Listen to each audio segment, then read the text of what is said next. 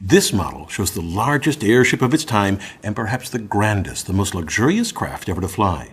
This is the British airship R101, built between 1924 and 1930. It was Britain's answer to Germany's Zeppelin.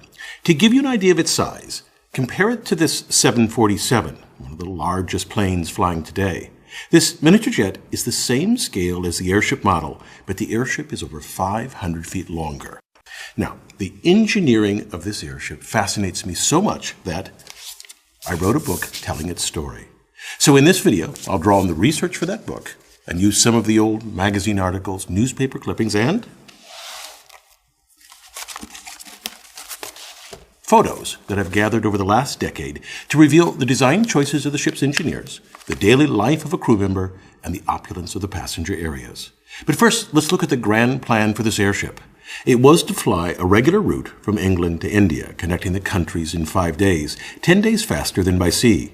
The airship's air rival, the plane, linked London to Karachi, then in India, in 16 days, but with frequent stops to refuel.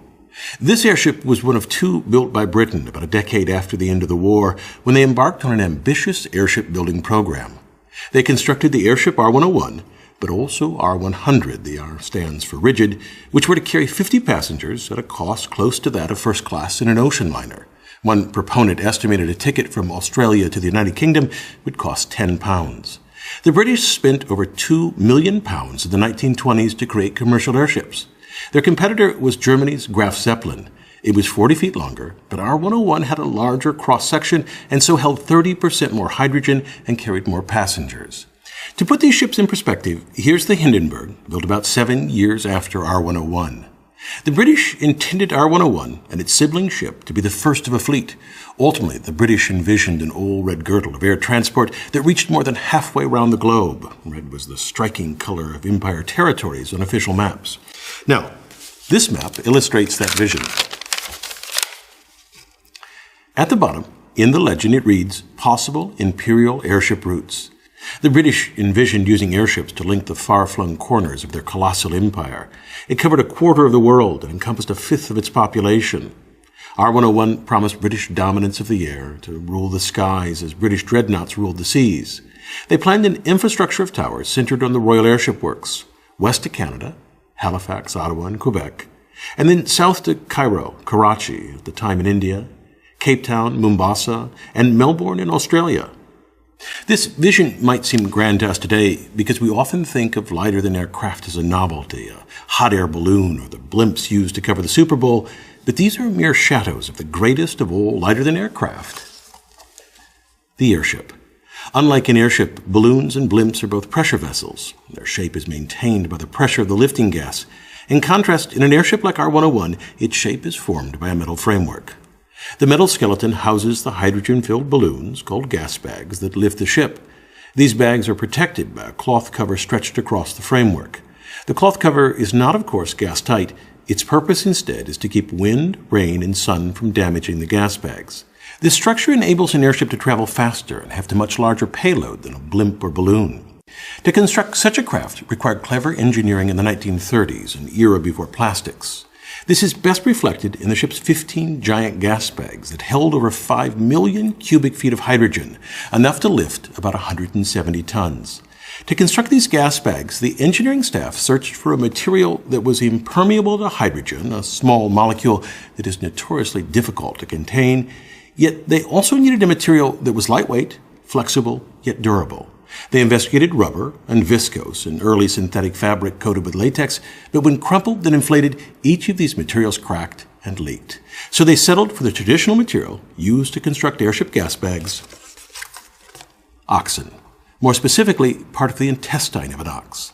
The outside of an ox's intestine is lined with a fine membrane called the cecum, which is thin and flexible, and through which hydrogen seeps only slowly. The grisly work of fabricating the gas bags was done by the women of the Royal Airship Works. In a room reeking of rotting meat, they soaked intestines, scraped away lumps of fat with blunt knives, soaked the skins overnight, and then scraped again, and then glued the pieces into larger and larger sheets, no stitching unlike for Zeppelins, until they had enough to wrap around an air-filled form to construct a gas bag. To appreciate the magnitude of their task, consider how many entrails were needed to make a bag. The cecum of an ox is about 30 inches by 6 inches, a little over a square foot. Yet one of R101's gas bags, when spread flat, covers 30,000 square feet, a square about 175 feet on a side. So inside that yellow circle, the tiny dash, is a single cecum. So in total, they glued together for a typical gas bag some 50 or 60,000 entrails to create a double-walled gas bag that held 37,500 cubic feet of hydrogen, yet weighed a mere 30 pounds. Flammable hydrogen to fill these bags seems a poor choice for an airship compared to inert helium. In principle, helium lifts 93% of the weight hefted by hydrogen. You would think that lift would drop by only 7%, which would be a small cost to pay for safety. Yet for a commercial airship, hydrogen is the only choice. It allows a lighter and thus less expensive airship to be built. Here's why.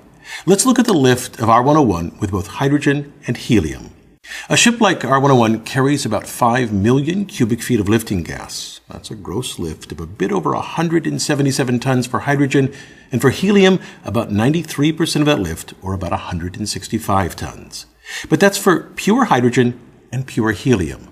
In practice, the purity is less than 100%, especially for helium, and so you lose several tons, which means helium lifts only about 88% of the amount lifted by hydrogen. Now, let's calculate the amount of payload available. The airship's framework weighs about 113 tons. Next, the essential crew, fuel, and so on needed to operate the airship take up another 44 tons. So, in the case of hydrogen, that leaves 13 tons of payload, lift for passengers, fuel, freight, and so on, the stuff that makes an airship commercial.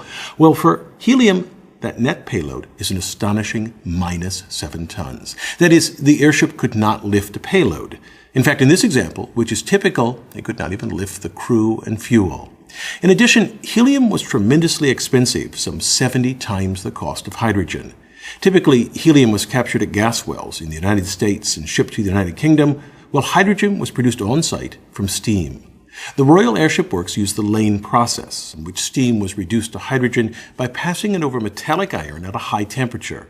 Once lifted by the hydrogen, the airship flew at an altitude of about 2,000 feet and at a maximum of about 60 miles per hour. The ship was powered by 5 heavy oil engines housed in cars underneath the airship. 2 in the front, 2 near the middle, and 1 near the tail. Each engine was attended by an engineer. In the rear engine car was Joe Binks. He's on the right here, dressed in his flying suit. For 8 hours at a time, Binks kept the engines in repair as he waited for orders from the control car. The orders were communicated via dial labeled standby, slow, half throttle, or full throttle. A rotating pointer indicated the proper action. The pointer's rotation was punctuated by a bell. Binks worked under harsh conditions. This illustration from a popular magazine makes it seem roomy, but in reality he couldn't stand at full height. This photo of the car being built makes clear how little room Binks had. The man sitting down shows where Binks could walk, or more often shimmy along the floor to work on the engine. The man in the center stands where the engine will be placed. In this photo, with the engine installed, you can see the narrow space on either side where Binks worked. Imagine working within a few inches from this 650 horsepower monster. It was originally mounted on a locomotive. It filled the car with a sound so deafening that Binks filled his ears with plasticine and cotton to protect his hearing. Yet as amazing as this is, the most stunning moment of his day was getting to and from work. As the airship zipped along at 60+ miles per hour, Joe Binks climbed from the belly of the ship, down a ladder into the car. The propeller spun with such force that its prop wash could lift him parallel to the ground, turning him into a human flag tethered only by his tenuous grip. Not only did the British develop this novel airship, they also created the necessary infrastructure. For example, to land this giant ship, the British developed a mooring tower because they thought ground landing too difficult for an airship of this size, although Germany always used ground landings for its Zeppelins. The ship approached the tower, dragging a cable, which was then hooked to the tower cables in the ground. And then, at the tower's base, steam-powered winches pulled the ship toward the tower. In 15 or 20 minutes, R101 latched to an arm extending from the tower. And then there was a flurry of activity inside the tower head as crew secured the ship. The mooring tower could withstand a 30-ton pull at its top. Each of its 4 legs was embedded in a piece of concrete about 12 feet square that extended 6 feet into the ground.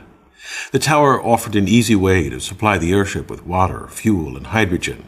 Huge pumps at the base could lift 5,000 gallons of water per hour and pump fuel at 2,000 gallons per minute from the 10,000-gallon tank buried in the ground near the tower. At the tower, passengers boarded via a flexible bridge. They had a chill-inducing view of the ground 170 feet below. Yet the boarding could be even more thrilling. Wheels on the bottom of the bridge allowed it to revolve around the tower as the ship swung with the wind. Unlike the Zeppelins that preceded it, R101 had a novel feature. The passengers rode inside the body of the ship, not in a car hung from the ship. They built in an elegant dining room. The cutlery and tableware were blazoned with the Royal Airship Works crest. As passengers dined, the airship steward stood against a wall with his back straight and his chin raised. His appearance was spick and span, said a crew member. He planned and organized the meals. His goal was 7-course meals comparable to those of the best London hotels. A large, brightly lit lounge the size of a tennis court spanned the width of the airship. Its polished wood floor gleamed in the sunlight that spilled through giant windows, port and starboard. On this floor, the airship's designers planned for passengers to foxtrot all night as the airship flew to India. At the end of each lounge were the ship's masterstroke, the promenade decks. As passengers relaxed there, they enjoyed a stunning panoramic view of the ground through large glass windows tilted at 45 degrees. Beyond the passenger quarters, R101 had an unusual feature for an airship, a smoking room, even though the ship carried over 5 million cubic feet of flammable hydrogen. On these delicate gas bags rested many hopes and dreams, yet the ship was not up to the task. The Royal Airship Works technical staff concluded, after studying data from R101's